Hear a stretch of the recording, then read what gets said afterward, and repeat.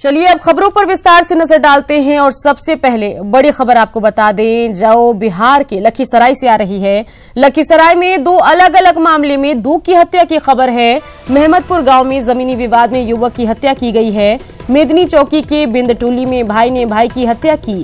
घास काटने के विवाद में पीट कर हत्या हुई है।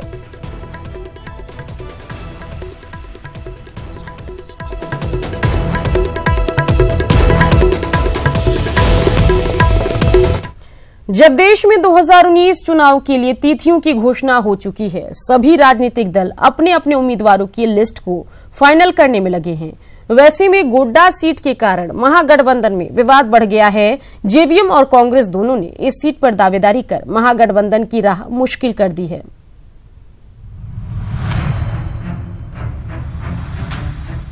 झारखंड में महागठबंधन में सब कुछ ठीक होता नहीं दिख रहा है। महागठबंधन के दो बड़े सहयोगी कांग्रेस और जेवीएम के बीच गोड्डा सीट को लेकर ठन गई है। दोनों पार्टियों ने इस सीट पर अपनी दावेदारी दिखाई और गठबंधन तोड़ने तक की धमकी दे दी। जी नहीं, झारखंड विकास मोर्चा ने 5 वर्षों तक आंदोलन किया, अडानी जैसे ताकतवर लोगों से लड़ा है और ये सीट झारखंड विकास मोर्चा होना चाहिए। हम लोग लड़ेंगे और जीतेंगे भी। नहीं, गोड्डा नहीं तो गठबंधन नहीं।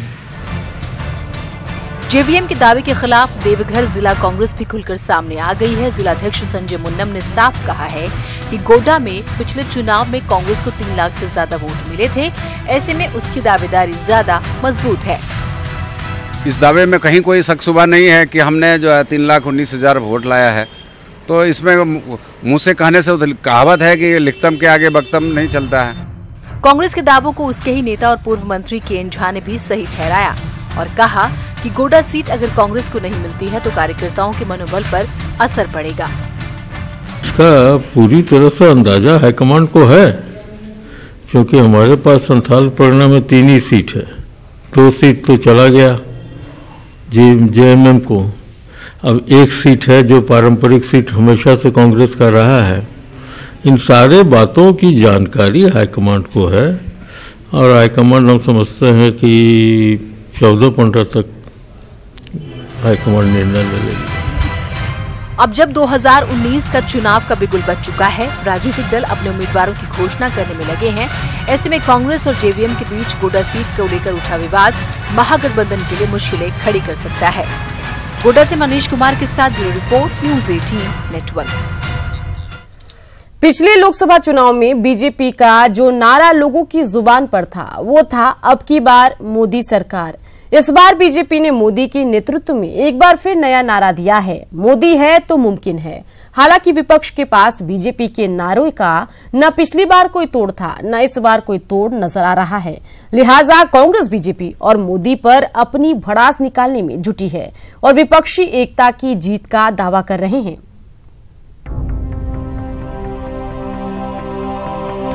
झारखंड महागठबंधन के नेताओं को पूरी उम्मीद है कि अकेले ना सही लेकिन 5-5 पार्टियां मिलकर झारखंड में मोदी की लहर उठने नहीं देंगी। अब बीजेपी बना महागठबंधन की इस चुनावी जंग में क्या महागठबंधन दलों के वोटर भी एक साथ एक बैनर के नीचे आकर खड़े होंगे या फिर वोटों के बिखराव को रोकने की महागठबंधन की रणनीति मोदी लहर के आगे नाकाम हो जाएगी। फिलहाल कुछ भी कहा नहीं जा सकता, लेकिन कांग्रेस और बीजेपी दोनों पार्टियां यही जाहिर कर रही है कि दोनों दलों के हौसले बुलंदी पर हैं।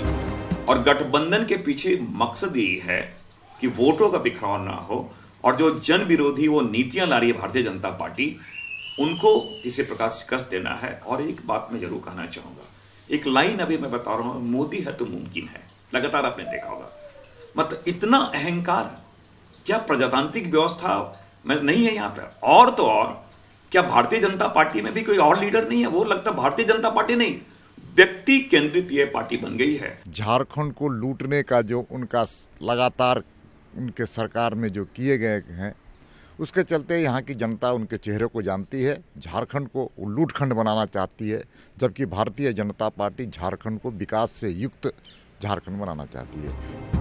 बहरहाल पिछली बार बीजेपी ने बिना किसी गठबंधन के सूबे की 14 सीटों में से 12 पर कब्जा किया था, इस बार तो बीजेपी को आजसू के रूप में एक सहयोगी भी मिला है। लेकिन इस बार बीजेपी के सामने विपक्षी एकता की मजबूत दीवार है, जिसे भेदना बीजेपी के लिए पहली और बड़ी चुनौती है।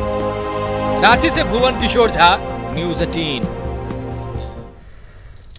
झारखंड में बीजेपी और आजसू गठबंधन के तहत लोकसभा का चुनाव लड़ेंगे। सीट बंटवारे के मुताबिक 13-1 का फॉर्मूला तय किया गया है। कल तक लोकसभा की 3 सीटों पर अकेले चुनाव लड़ने का दम भरने वाली आजसू क्यों आखिरकार आजसू एक सीट पर मान गई और क्यों बीजेपी ने आजसू के लिए अपनी सिटिंग सीट कुर्बान कर दी, इसकी इनसाइड स्टोरी देखिए इस रिपोर्ट में।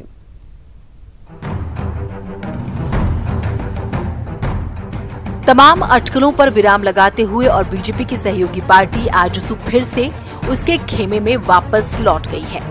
तय फॉर्मूले के मुताबिक बीजेपी 13 जबकि आजसू सिर्फ एक सीट पर चुनाव लड़ेगी। बीजेपी ने गिरिडीह की अपनी सिटिंग सीट आजसू को दे दी है। दरअसल ये गठबंधन दोनों की मजबूरी है। आजसू बीजेपी का पुराना पार्टनर रहा है। आजसू के हालिया तेवर से इसके विपक्षी खेमे में जाने का खतरा था। आजसू के पास सूबे के 6 से 7% महतो वोट माने जाते हैं। गिरिडीह में कुर्मी महतो के करीब 3.25 लाख वोट हैं। साथ ही बीजेपी का मानना है कि इस गठबंधन से लाभ होगा। कई ध्रुव में बटे हुए थे, जो अलग अलग ध्रुव आज साथ आ रहे हैं, जो एक दूसरे को गाली देते थे। हमारा तो पुराना गठबंधन है, कोई इस चुनाव का गठबंधन नहीं है। जो पिछले चुनाव में एक दूसरे को गालियां दे रहे थे, जो सालों भर एक दूसरे को गाली दिए, वो आज हमको हराने के लिए साथ आ रहे हैं। तो हमारा गठबंधन तो पुराना गठबंधन है। फॉर्मूले के तहत आजसू को सिर्फ एक सीट मैसर हुई है। ऐसे में सवाल ये है कि कल तक लोकसभा की 3 सीटों और विधानसभा की सभी सीटों पर अकेले चुनाव लड़ने का दम भरने वाली आजसू इस पर राजी क्यों हुई? दरअसल आजसू फिलहाल अपने अस्तित्व की लड़ाई लड़ रही है। ऐसे में उसे अब बीजेपी के साथ ही रहने में फायदा है। बीजेपी ने आजसू के बगावती तेवर को नजरअंदाज कर उसके लिए सिटिंग सीट कुर्बान कर दी। पार्टी सुप्रीमो सुदेश महतो 2014 के लोकसभा चुनाव में रांची सीट से बुरी तरह से हार गए थे। ऐसे में उनके पास कोई रास्ता नहीं था। गिरिडीह सीट मिल जाने से आजसू का लोकसभा चुनाव में खाता खुलने की संभावना बढ़ गई है।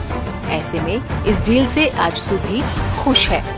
देश का स्तर पर जो सिचुएशन है कि अगर मोदी जी का कोई विकल्प अभी वर्तमान में कोई दिखाई नहीं पड़ता, उस स्थिति में पूरा माहौल जो है एक बड़े बहुमत की ओर जाने का है। इधर गिरिडीह लोकसभा सीट आजसू के खाते में चले जाने से बीजेपी में नाराजगी भी दिखी।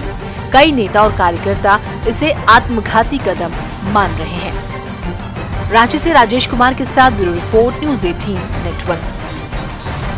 बोकारो में आम आदमी पार्टी की दबंगई का मामला सामने आया। दरअसल चंदन क्यारी के टाउन हॉल में सोमवार को आम आदमी पार्टी की विधानसभा स्तरीय कार्यकर्ता सम्मेलन था, लेकिन आदर्श आचार संहिता लागू होने के कारण जब चंदन क्यारी बीडीओ कार्यक्रम को लेकर सहमति पत्र की मांग की तो आप कार्यकर्ता बीडीओ से ही उलझ गए और हंगामा शुरू कर दिया। इस दौरान काफी देर तक बीडीओ और आप कार्यकर्ताओं के बीच नोकझोंक चलती रही। बाद में बीडीओ ने पूरे मामले की जानकारी स्थानीय पुलिस को दी। तब पुलिस ने मौके पर आकर मामले को शांत कराया। पूरे मामले पर बीडीओ ने डीसी को लिखित आवेदन सौंपा है, जिस पर डीसी ने जांच के बाद कार्रवाई की बात कही है।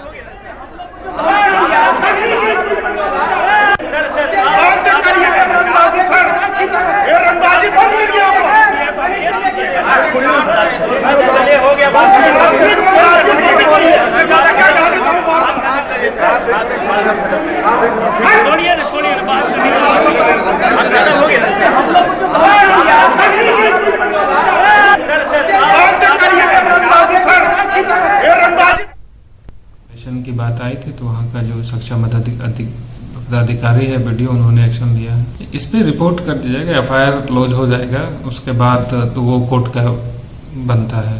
अगर सूचना रहेगी परमिशन लेना पड़ता है। अगर परमिशन है तो फिर क्वेश्चन नहीं उठती है। अभी मॉडल कोड ऑफ कंडक्ट लग गया है। इसमें कोई भी कार्यक्रम करने के लिए पहले से परमिशन लेना पड़ता है। तो ये परमिशन चूंकि आज ही लगी है, तो अगर जो ऑलरेडी परमिशन दिया गया है उसमें भी कुछ लिमिटेशंस है। चूंकि मॉडल कोड ऑफ कंडक्ट लग गया है तो उसके लिमिटेशंस को सबको मानना पड़ेगा। झारखंड मुक्ति मोर्चा के कार्यकारी अध्यक्ष हेमंत सोरेन 13 मार्च को ट्विटर इंडिया चौपाल में लाइव होंगे। देश के प्रमुख राजनीतिक नेताओं और लोगों के साथ लाइव संवाद स्थापित करने के लिए ट्विटर इंडिया जनवरी 2019 से #ट्विटर चौपाल कार्यक्रम का आयोजन कर रहा है। इसी क्रम में 13 मार्च को हेमंत सोरेन इस कार्यक्रम में लाइव होंगे।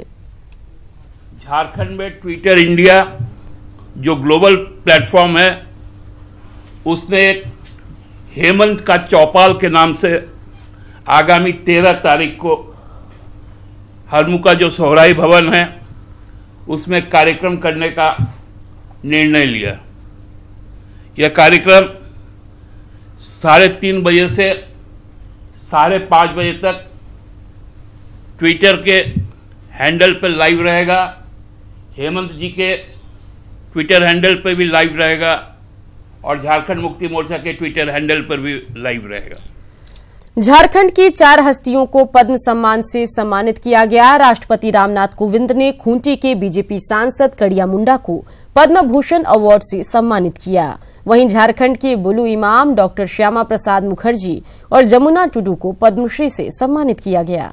8 बार सांसद, 2 बार विधायक, 3 बार विभिन्न मंत्रालयों का दायित्व निभाने वाले सांसद कड़िया मुंडा को पद्म भूषण सम्मान से नवाजा गया। कड़िया मुंडा ने इस सम्मान को झारखंड और खूंटी की जनता के हित में बताया। योग्य समझकर चयन किया और अलंकृत किया, इसके लिए बहुत बहुत आभारी हूँ, प्रकट करता हूँ। अब जनता के लिए तो ये कि उनका प्रेम, उनका स्नेह और विश्वास मेरे ऊपर रहा है और इतना दिन तक मुझे सेवा करने का मौका दिया, इसके लिए हम उसका कोटि कोटि धन्यवाद देते हैं और आगे भी सेवा करने का मौका देंगे, ऐसा मैं मानता हूँ। रांची के डॉक्टर श्यामा प्रसाद मुखर्जी ने पद्मश्री सम्मान से नवाजे जाने के बाद न्यूज 18 के साथ खास बातचीत में इसे उनके मरीजों के लिए सम्मान बताया।